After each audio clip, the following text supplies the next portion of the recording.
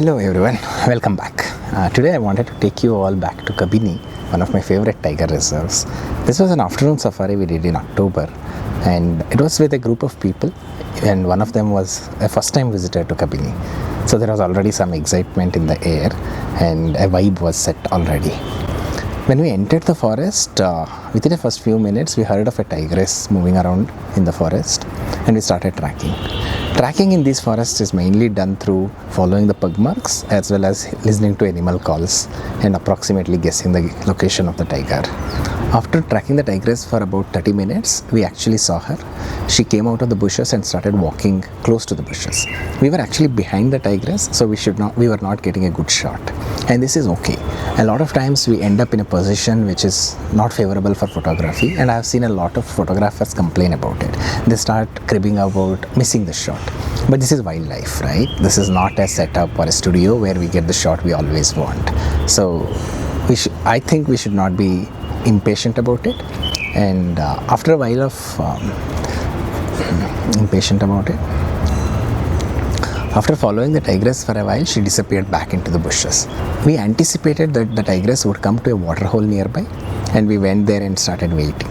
And waiting is such a big part of wildlife photography that it actually is a delicious mixture of anticipation, boredom and frustration.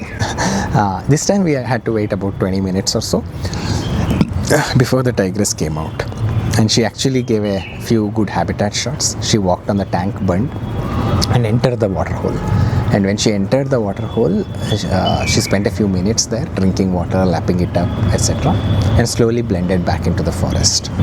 After this encounter with the tigress, chanced upon a crested serpent eagle. Crested serpent eagles are very common raptors in Kabini. They are very photogenic and they do pose very boldly on perches. We got a few keeper shots there, and when it got closer to the evening, we actually saw a pack of wild dogs. This was a pack of 3 dogs, and wild dogs are also called dholes in India. We got a few habitat shots with teak trees we got a few habitat shots with the teak trees around. And just as when we were returning to the camp, almost after it was dark, we saw a leopard.